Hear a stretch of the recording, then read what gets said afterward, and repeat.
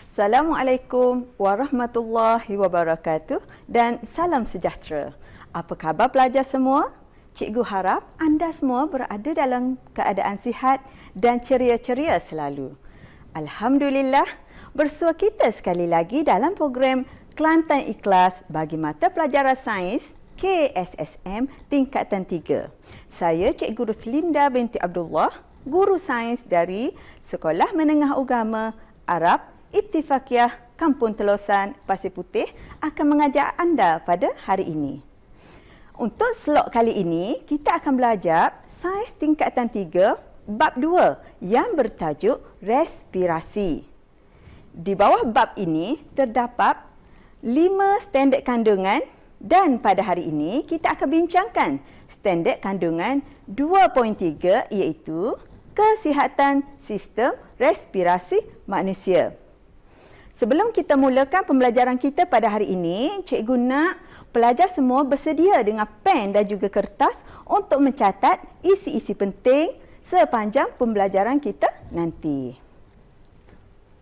Baiklah pelajar, di bawah standard kandungan 2.3 kesihatan sistem respirasi manusia, terdapat 2 standard pembelajaran. Okey, standard pembelajaran yang pertama iaitu 2.3.1 berkomunikasi dengan contoh bahan yang boleh memudaratkan sistem respirasi dengan simptom dan penyakit yang terlibat.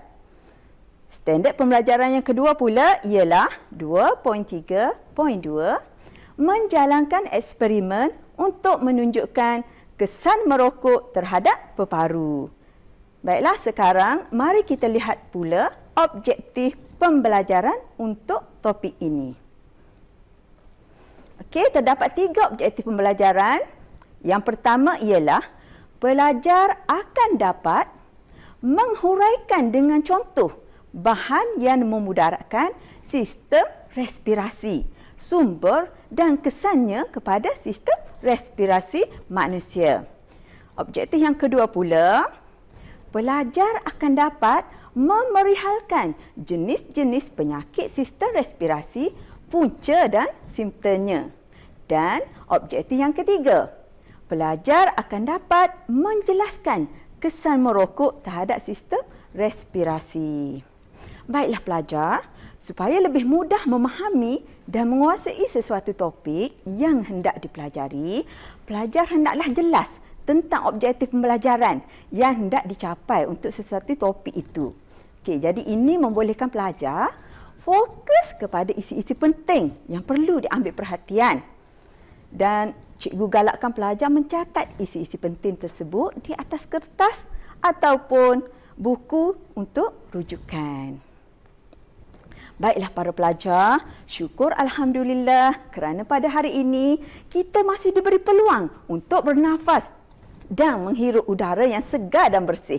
Ia adalah satu nikmat yang tak terhingga. Udara yang bersih dan segar ini sangat penting kepada sistem respirasi kita. Namun, bagaimana pula rasanya kalau kita terpaksa bernafas dalam keadaan persekitaran yang penuh dengan asap dari pembakaran terbuka, asap dari egsos kenderaan, asap dari perokok dan juga asap dari pembakaran arang batu di stesen-stesen jana kuasa. Okey, cikgu pasti semua pelajar tentu sudah ada jawapan di fikiran masing-masing. Ya, para pelajar, sudah tentu kita akan merasa kesukaran untuk bernafas. Selalu pernafasan kita akan rasa sakit, perik, pedih dan kita akan terbatuk-batuk. Mengapa simptom ini terjadi? Bahan apakah yang ada dalam udara tersebut? Jawapannya ialah udara tersebut telah dipenuhi dengan bahan pencemar yang telah memudaratkan sistem respirasi kita. Sekarang, mari kita sama-sama lihat contoh bahan pencemar yang boleh memudaratkan sistem respirasi manusia yang terdapat dalam udara yang kita sedut. Okey, terdapat 5 jenis bahan yang memudaratkan sistem respirasi. Yang pertama ialah tar rokok. Okey, tar rokok. Yang kedua, karbon monoksida. Yang ketiga, sulfur dioksida. Yang keempat, nitrogen dioksida. Dan yang kelima dan juga yang terakhir ialah jerebu, debu dan debunga. Mari kita kaji satu persatu bahan-bahan ini. Kita tengok dulu yang pertama iaitu tar rokok. Sumber kepada tar rokok ialah asap rokok yang disedut dan dibebaskan oleh perokok. Kesan tar rokok kepada sistem respirasi manusia ialah tar rokok akan melekat dan membunuh sel di laluan pernafasan kita seperti torak, faring, laring, bronkus, bronkio dan alveolus. Selain itu, tar rokok ini juga akan menambahkan penghasilan mukus dan kahak di dalam paru-paru, menyebabkan perokok kerak, batuk dan selsema. Dan kesan yang paling bahaya ialah tar rokok boleh menyebabkan kanser paru-paru. Baiklah para pelajar, adakah tar rokok ini sama dengan tar jalan raya?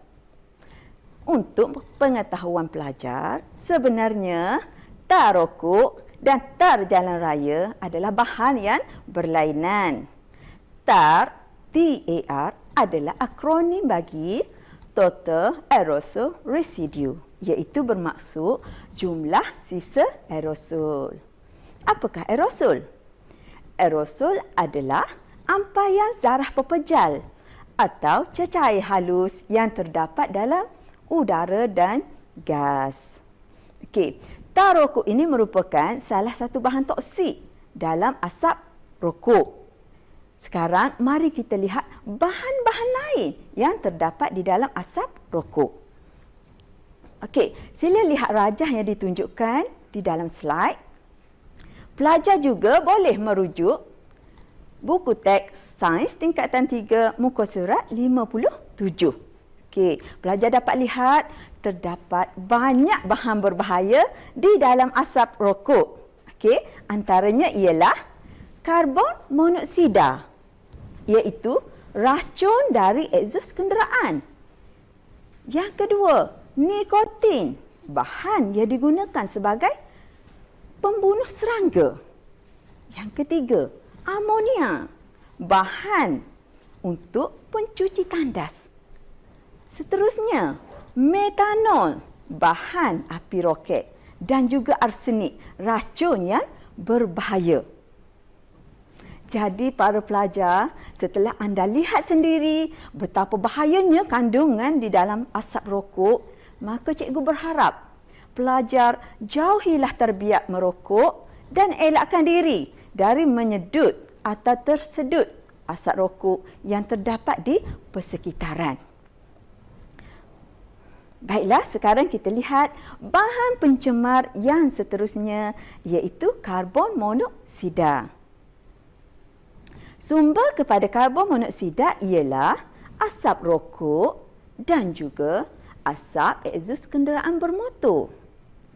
Karbon monoksida merupakan gas tanpa warna dan juga tidak berbau. Ini menjadikan ia sangat berbahaya kerana kita tidak akan sedar kehadiran gas karbon monoksida dalam udara yang kita sedut. Okey, apakah kesan karbon monoksida kepada sistem respirasi? Okey, kesannya ialah karbon monoksida akan bergabung dengan homoglobin, membentuk karboksihomoglobin. Ini menyebabkan kecekapan homoglobin dalam darah untuk mengangkut oksigen ke seluruh sel badan menjadi berkurang. Maka, sel badan menjadi lemah dan tidak dapat menghasilkan tenaga. Seterusnya, bahan pencemar yang ketiga ialah sulfur dioksida. Okey, sulfur dioksida ini bersumber dari pembakaran arang batu di stesen-stesen jana kuasa elektrik. Okey, sulfur dioksida merupakan gas tanpa warna dan mempunyai bau yang menyesakkan. Kesan gas sulfur dioksida kepada sistem respirasi ialah ia boleh merunsa laluan pernafasan yang menyebabkan seseorang individu mengalami batuk, kesukaran bernafas, berisiko menghadapi bronkitis dan juga kanser peparu. Sekarang kita lihat pula bahan pencemar yang keempat, iaitu nitrogen dioksida. Nitrogen dioksida bersumber dari pembakaran bahan api seperti petrol dan diesel. Gas ini merupakan gas berwarna perang dan bau yang menyesakkan. Kesan nitrogen dioksida kepada respirasi ialah ia dapat merunsa laluan pernafasan yang menyebabkan seseorang itu mengalami batuk, sukar bernafas dan berisiko menghidap penyakit asma. Seterusnya, kita lihat bahan pencemar yang terakhir iaitu jerebu, debu dan debunga. Baiklah pelajar, jerebu, debu dan debunga ini adalah zarah pepejal yang sangat halus, ringan dan terapai di udara. Sumber kepada jerebu dan debu ialah asap dari egsos kenderaan, asap dari pembakaran terbuka dan juga dari kebakaran hutan. Manakala sumber kepada debunga pula ialah ia dibebaskan oleh enter bunga ke dalam udara. Kesan kehadiran jerebu, debu dan debunga ini akan merunsa sistem respirasi yang boleh menyebabkan asma. Baiklah pelajar, kita telah pun melihat kelima-lima bahan pencemar dalam udara. Sekarang mari kita lihat pula penyakit-penyakit sistem respiratori, punca dan juga simptomnya. Okey, terdapat pelbagai jenis penyakit sistem respiratori. 4 daripadanya ialah asma, bronkitis, emfisema dan kanser peparu. Mari kita lihat penyakit ini satu persatu dari segi punca penyakit dan juga simptom penyakit. Kita lihat penyakit yang pertama, asma. Asma adalah penyakit radang peparu. Asma berpunca dari debu, debunga, jerebu, asap rokok, asap egsos kenderaan bermotor, pembakaran terbuka dan juga kebakaran hutan. Seseorang yang menghidapi asma akan mengalami simptom seperti sesak nafas, semput dan batuk. Penyakit yang kedua pula ialah bronkitis. Bronkitis ialah penyakit radang bronkus. Gambar di sebelah menunjukkan keadaan bronkus yang mengalami keradangan. Punca kepada penyakit bronkitis ialah pendedahan kepada tar dan bahan perunsa yang terdapat di dalam asap rokok. Simptom seseorang yang menghidapi bronkitis ialah selalu mengalami batuk yang berterusan, tercungap-cungap dan tidak dapat tidur. Seterusnya, kita lihat penyakit yang ketiga iaitu emfisema. Emfisema adalah keadaan alveolus di dalam peparu telah rosak. Sila lihat gambar yang terdapat pada slide. Okey, emfisema ini berpunca oleh bahan perunsa yang terdapat di dalam asap rokok. Simptom penyakit emfisema ialah seseorang itu akan merasa sesak nafas, sakit ketika bernafas dan mudah letih. Okey, sekarang kita lihat pula penyakit yang terakhir iaitu kanser peparu. Penyakit kanser paru-paru adalah pertumbuhan sel-sel secara tidak terkawal pada peparu. Kanser peparu ini adalah berpunca dari kehadiran bahan kimia karsinogen di dalam asap rokok yang dikenali sebagai tar. Okey, pesakit kanser peparu akan mengalami simptom-simptom seperti batuk yang berterusan, kahak berdarah dan sakit semasa bernafas. Sekarang, mari kita lihat pula kesan merokok terhadap peparu. Di sini kita akan lihat satu persatu apakah kesan yang akan berlaku kepada peparu apabila seseorang perokok itu merokok berdasarkan eksperimen. Okey. Seperti yang pelajar telah sedia maklum, merokok akan memudaratkan sistem respirasi perokok. Namun, bukan itu sahaja. Ia juga memudaratkan sistem respirasi orang lain yang berhampiran dengannya yang dikenali sebagai perokok pasif. Siapakah perokok pasif ini? Perokok pasif adalah seseorang yang tidak merokok tetapi menyedup asap rokok dari persekitaran ataupun orang lain. Okey. Mari kita lihat eksperimen bagi mengkaji kesan merokok terhadap peparu. Okey.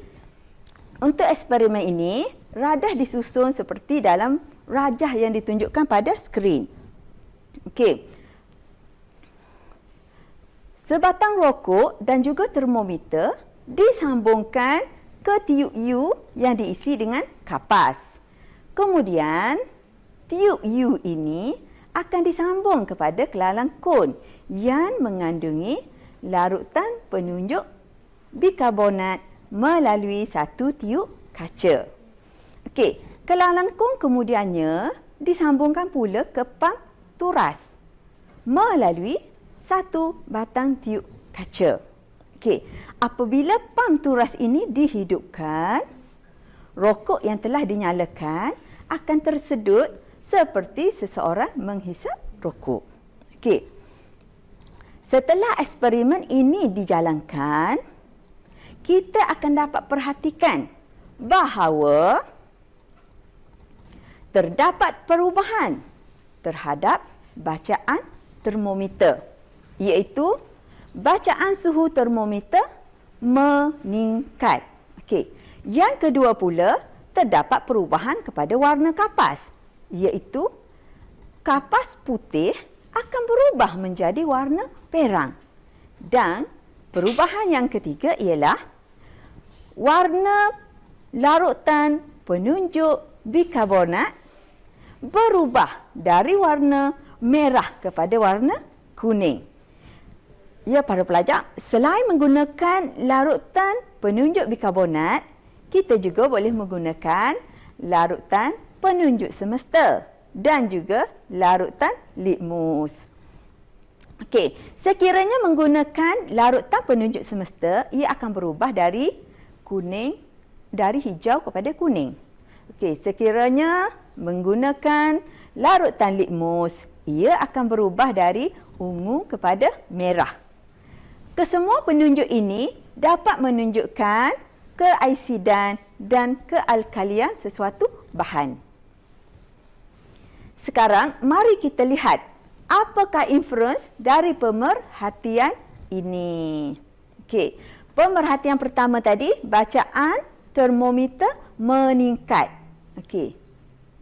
Apakah inference di sebalik pemerhatian ini? Ialah ini menunjukkan asap rokok mengandungi haba yang akan meningkatkan suhu peparu perokok. Pemerhatian yang kedua, kapas putih yang mewakili peparu berubah menjadi kuning keperangan. Ini menunjukkan bahawa asap rokok mengandungi tar yang akan menghitamkan peparu. Dan pemerhatian yang ketiga, penunjuk bikarbonat berubah dari merah kepada kuning, menunjukkan bahawa asap rokok bersifat asid dan akan menghakis peparu. Okey pelajar, Selain daripada eksperimen yang telah cikgu tunjukkan tadi, kita juga boleh buat satu eksperimen ringkas. Okey, ini cikgu ambil sumbernya daripada YouTube. Okey, eksperimen ini kita cuma perlu menggunakan botol, penutup botol, kapas dan beberapa batang rokok. Okey, kaedahnya adalah seperti di dalam gambar. Okey. Mula-mula kapas dimasukkan ke dalam botol. Okey, kemudian tutup dengan penutup botol. Okey, kapas ini ibarat isi paru-paru dan botol sebagai peparu. Okey, buat satu lubang pada penutup botol untuk menyambungkan rokok. Okey. Setelah itu, rokok ini dinyalakan dan botol tersebut perlu dipicik dan lepas secara berulang kali untuk menimbulkan kesan menyedut. Okey, kita perlu ulang sehingga habis beberapa batang rokok. Okey, kesannya kita akan lihat kapas di dalam botol berubah kepada warna coklat. Okey, semakin banyak rokok disedut, kapas akan semakin gelap. Ini menunjukkan di dalam asap rokok mengandungi tar yang menghitamkan peparu. Okey, sekarang mari kita lihat pula contoh soalan dan jawapan untuk topik ini. Dalam bab ini, soalan yang biasa ditanya adalah berkaitan dengan eksperimen. Contohnya soalan yang pertama. Anda diberikan radas seperti dalam gambar. Kemudian anda dikehendaki memberikan inference terhadap pemerhatian tersebut. Okey. Okey, lengkapkan jadual. Tulis inference kan. Okey, mengapa bacaan termometer meningkat? Mengapa kapas putih menjadi kuning keperangan? Dan mengapa penunjuk karbonat berubah dari merah ke kuning? Okey, jadi berdasarkan apa yang telah kita pelajari tadi, jawapan untuk yang pertama, okey, mengapa bacaan termometer meningkat ialah kerana asap rokok mengandungi haba. Mengapa kapas putih bertukar kuning keperangan? Asap rokok mengandungi tar. Dan mengapa penunjuk karbonat berubah dari merah kepada kuning adalah kerana asap rokok mengandungi gas yang berasid. Okey. Kita tengok pula contoh soalan yang kedua. Apakah bahagian sistem respirasi yang diwakili oleh kapas? Okey, kapas adalah mewakili alveolus ataupun peparu. Okey, soalan yang ketiga. Berikan dua kesan buruk asap rokok ke atas peparu berdasarkan pemerhatian eksperimen ini. Okey. Seperti yang telah kita pelajari tadi, okey, kesan asap rokok ke atas peparu adalah asap rokok menghitamkan peparu, asap rokok boleh meningkatkan suhu peparu dan asap rokok akan menghakis peparu. Kita tengok pula soalan yang seterusnya, soalan yang keempat. Okey. Seorang perokok pasif akan mengalami kesan yang sama dengan perokok aktif. Adakah anda bersetuju dengan pendapat di atas? Wajarkan. Okey, untuk soalan seperti ini, anda perlu tahu apa maksud perokok pasif dan apa maksud perokok aktif. Sekiranya anda faham istilah perokok pasif dan juga perokok aktif ini, okey, anda akan dapat menjawab soalan ini dengan betul dan memberikan alasan yang sewajarnya. Okey, contoh jawapan, ya. Perokok aktif menyedut asap rokok dari rokok yang dihisapnya. Asap rokok ini juga akan terbebas ke persekitaran dan disedut oleh perokok pasif. Okey, oleh itu, perokok pasif juga akan menyedut semua bahan dalam asap rokok sama seperti perokok aktif. Seterusnya kita pergi kepada contoh soalan yang terakhir, soalan yang kelima. Selain kanser peparu, nyatakan satu lagi penyakit yang boleh dikaitkan dengan tabiat merokok. Ia pelajar, seperti yang telah kita belajar tadi, terdapat pelbagai penyakit sistem respirasi yang disebabkan oleh tabiat merokok. Jadi untuk soalan seperti ini, anda perlu nyatakan salah satu daripada penyakit tersebut dan berikan sedikit penerangan tentang penyakit tersebut serta kaitkan puncanya dengan tabiat merokok. Okey, contoh jawapan di sini, bronkitis. Okey, bronkitis ialah bengkak pada lapisan dalam bronkiol akibat direngsa oleh asid di dalam asap rokok. Jadi jawapan lain yang boleh pelajar tulis ialah asma yang disebabkan oleh asap rokok, emfisema, disebabkan oleh tar dan bahan perengsa yang terdapat di dalam asap rokok, dan juga kanser peparu yang disebabkan oleh tar yang terdapat di dalam asap rokok. Baiklah pelajar, sebelum berakhir, sebagai kesimpulannya, mari kita lihat kembali apa yang telah kita pelajar pada kali ini. Baiklah, tadi kita telah pun belajar tentang yang pertama, jenis-jenis bahan pencemar, sumber dan kesannya kepada respirasi. Yang kedua, kita telah belajar jenis-jenis penyakit sistem respirasi, punca dan simptom-simptomnya. Dan yang ketiga, kita juga telah belajar tentang kesan merokok terhadap peparu berdasarkan eksperimen.